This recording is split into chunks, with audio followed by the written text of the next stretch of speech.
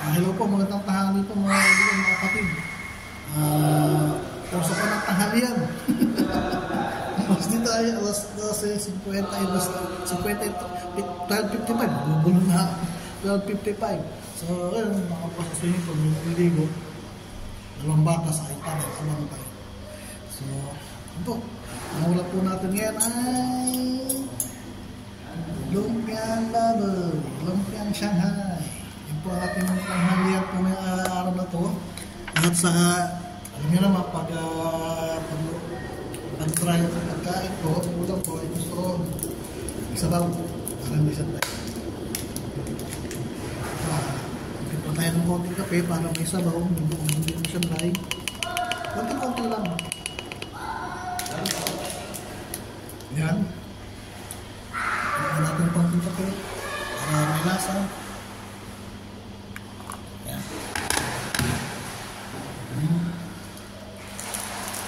Para may sabaw naman yung kakain natin at hindi mo siya magkagaya, no?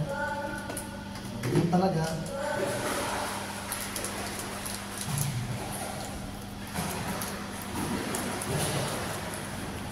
Parang may sabaw yung kape natin at parang may sabaw yung kanin natin. So yun. Ito na.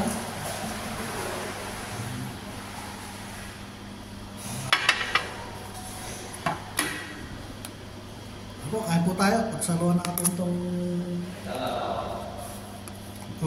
pagkain na ito.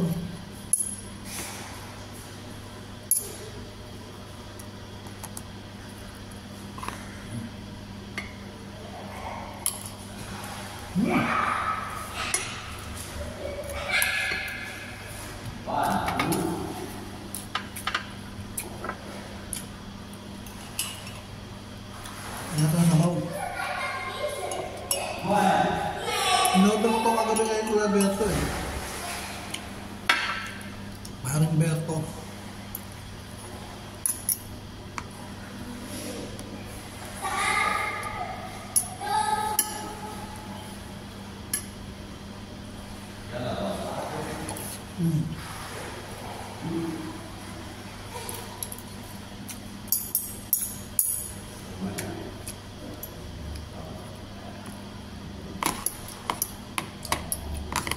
Kaya pala, yung binanggit ko kagabi tungkol yung sa isa kong kakilala,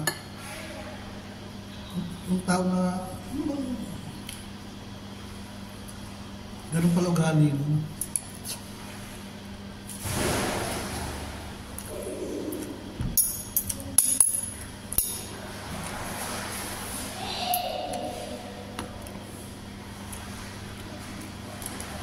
Wala palang kwentong tao yung tao mo. Pakipasamahan mo.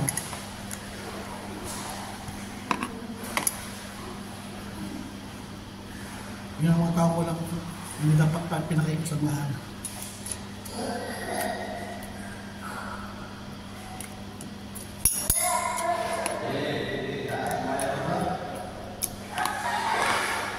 Sabi nga rin makakalala ko eh.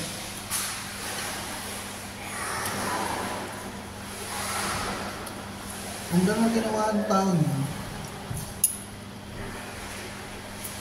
wala po isang kwenta.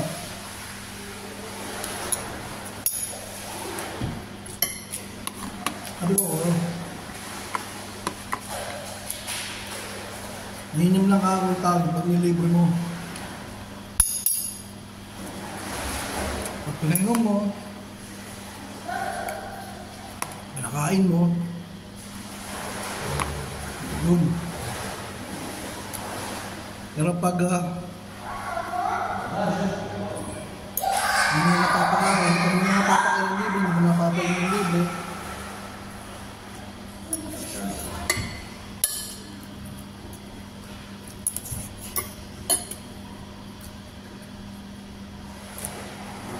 useless na sa kanya.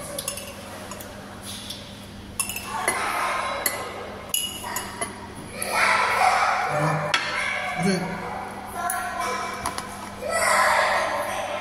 iba yung tao nun eh, iba yung diskarte nun, nakita ko sa kanya, galing ang pinalaman sa kapwa. Ang gusto lang yun. Tipong lang buburait lang. So, ganun pala galing babaeng taong yun.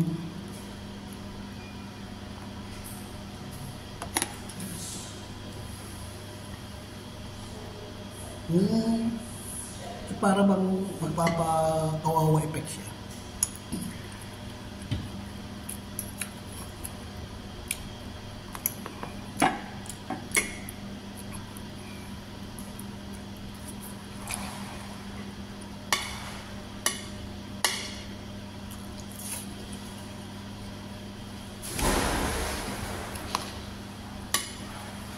Yung ganun hindi maganda. Sabi nga nung pagkakala, dati din naaral ko harman. Nakatapon naman akong daw. Yung sinukulis ka kapangit ka.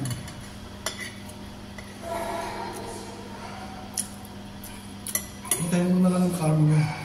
Kapla kami.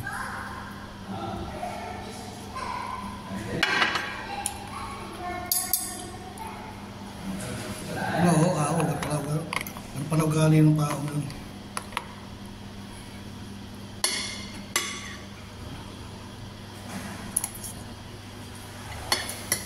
Kaya pala,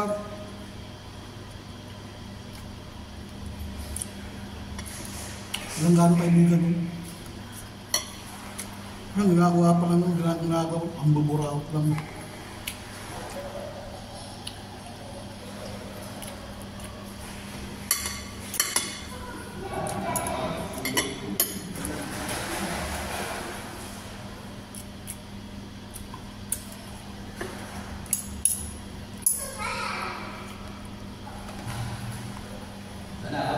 Yung malakas ang loob na magyaya sa restaurant pagkatapos u-order ng kung ano yun.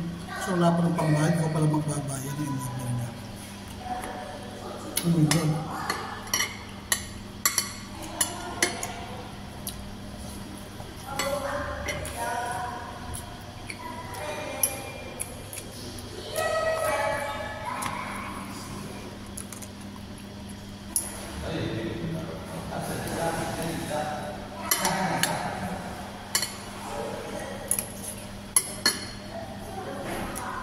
Ang ganyan kalma nun, sabi ko na.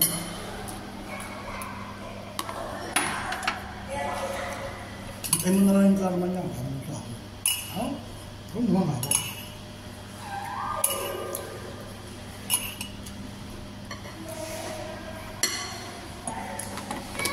Hindi naman araw-araw bagong taon sa kanya. Nadahilan pa niya, ibang tao. Pamangkin niya.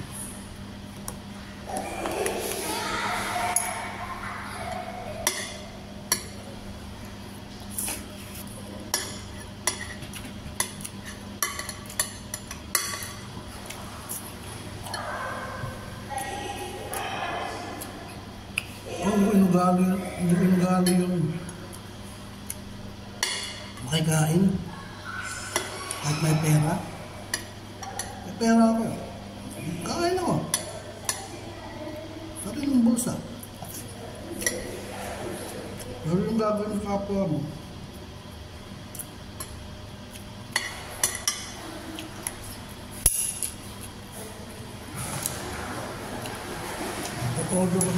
order ko sa restaurant, tapos ang magbabayad, ikaw pala. Kasama mo yung tao, tuturo ka na magtuturo. Order kang ganito, hindi mo pala ikaw magbabayad. Tawag na iba panda naman. Dadaan na sa kwento-kwento.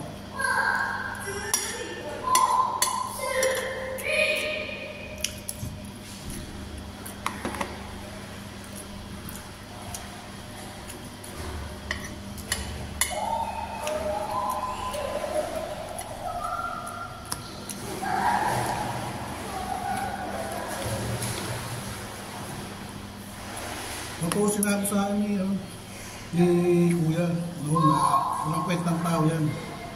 Wala makikit, wala mapapala dyan. Ano yung useless tao yan. Akala ko na, hindi ko talaga sabi ng ulam. Bakit totoo yan? Totoo na ngayon, umarot na.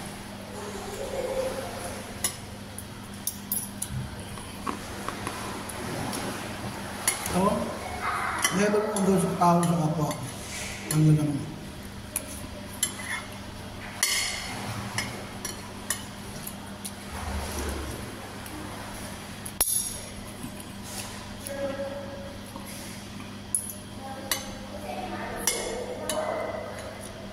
Level mo doon sa kapwa ay pangalaman naman. Diba?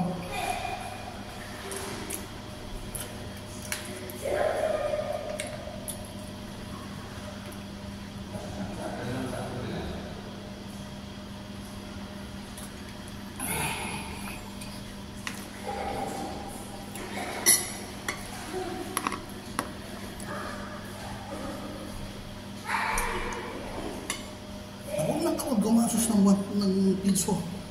Hindi makagastos.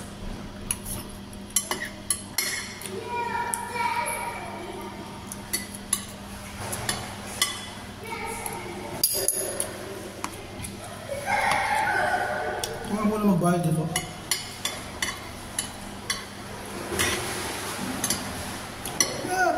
Piso na. Ulit mo naman. Sa bakuan.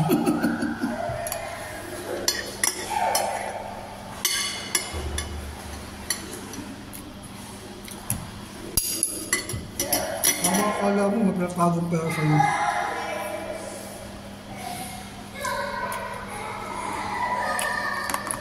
Diba?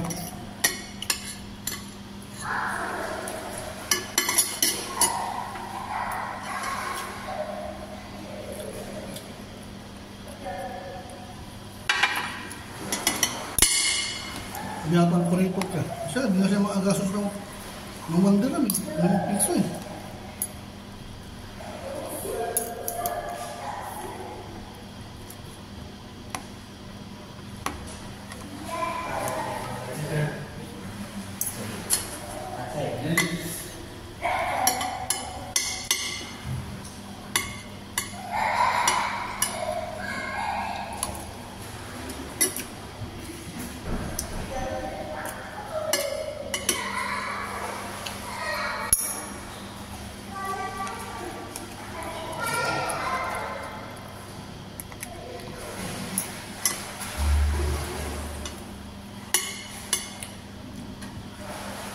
Hintayin mo na lang yung karma ng tao yun.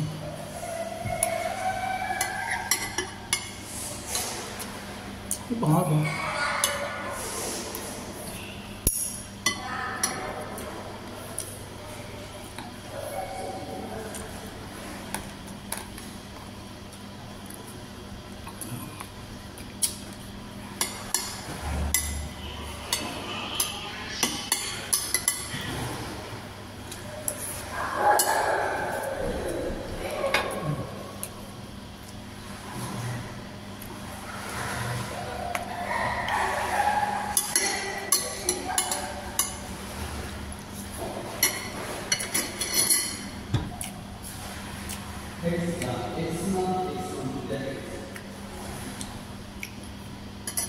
Yun na lang ang tanggal yung kamay na lang. Doon sa mukha niya.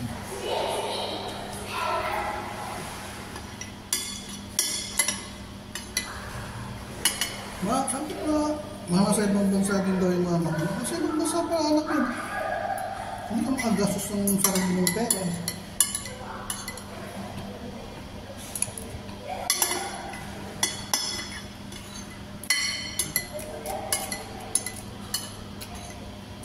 Pagkain ka, ayaw ng lahat ang ayaw ng kainin. Gusto mahin tayo sa iba. Parang nilalaw sa iba nila.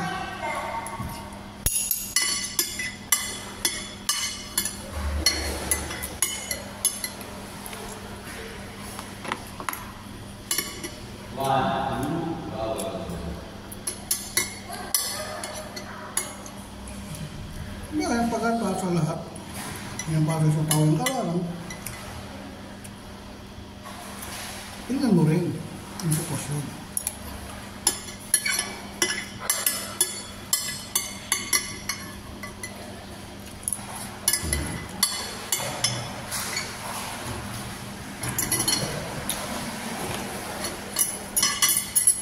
Diba? Tingnan mo rin yung taong yun. Tama ba o yung ginagawa mo? Pero gano'n talaga yung mga taong walang nasa isip, kung di panlalaman, yung pala talaga ugali mo. Yung nainisip doon, ang kakaalam mo gano'n, kakaya. Wala, hindi pa saan na tumatanggap yun. Nahitan na po, panlalaman.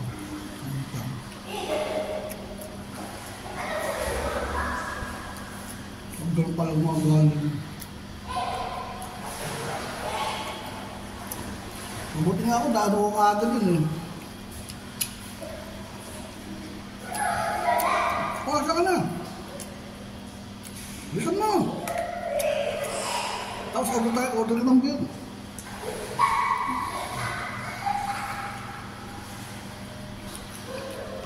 Order ka ng beer, pagdating mo rito, order ka ng beer.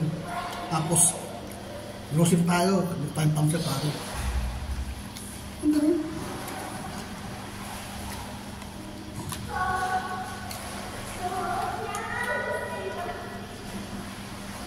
Ay, minsan. Sabi ko, no. Kaya sana. Wala akong pera ngayon. Pagdating ko, sensya na pare. Wala akong pera ngayon.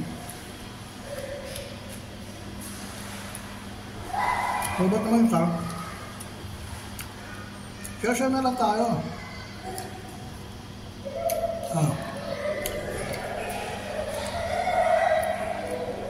Share na lang tayo. Kasi walang problema. Wala akong pera ngayon. Hindi, ito lang ka. Minsan, ito 10.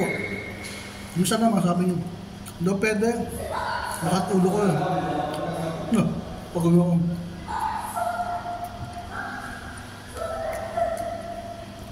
Kanina, nagyaya ako, tapos ngayon.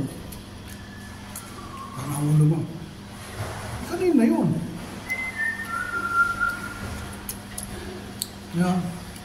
Style agad eh. Style agad siya. Sa ulo niya. Kumari, inimin pa siya ng gamot.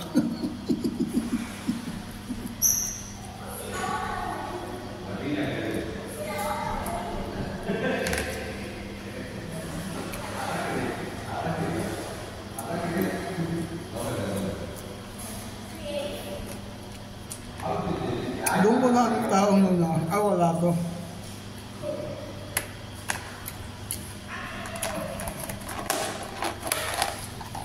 Doon ko naging pag-ugali na ito na. Sabi mo, ang pag-ugali na ito. Kaya nagawa ko, nagtinangkol ko sa sarili. Hindi ba kaya doon, hindi ako makikisunsag-sunod. Hindi laging puro papakabig. Ya, puro pakabig. Tama ito.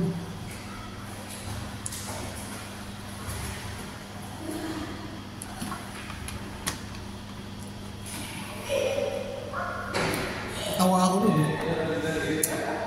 Ang gasis mo, ano na, nagyayang kami nun. Sabihan ko na wala akong pera. Natin na ako. Ngayon, masakit na ulo. Masakit na ulo. Pero pala ko na rin ang gamot.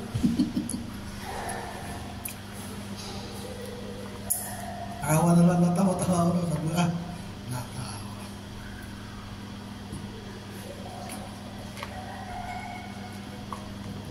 Itong tao to ako, ito. Suksukan ng punat. Pagkagasusin ka ng pagkagasusin.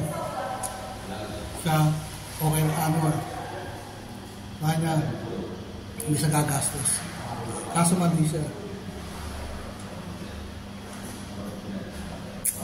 Hindi niya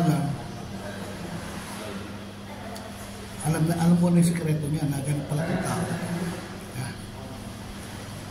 Hindi dapat siya paisamahan, pakibagayan, o pakitaan. Makita mo ng mabuti. Mas maganda, iwasan na lang. Yeah. Para walang problema. So, yun.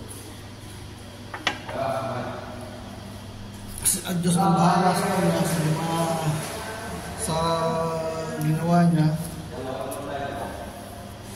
Dahil sabi nga nila, yan namang yan namang karma yan.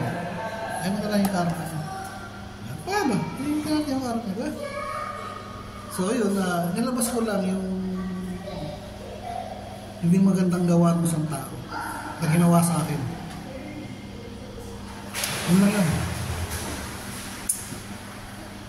Saka yung pinakain sa kanya, pinahento sa kanya, okay lang. Kala ko nang bawiin yun. Pero kung susumayo pa, pinakanunan pa. So, yun lang, gano'n na. Pwede ko na rin yung karma niya. Gusto na bahala sa kanya. So, hanggang dito na po ang video natin. Pinuputol ko na po. Maraming po salamat sa pagsubaybay nyo sa aking mga videos. Salamat po marami. Mag-subscribe po sa aking video. Pahit nindot po notification bell. Share, like, comment po kayo. Bye-bye. Thank you.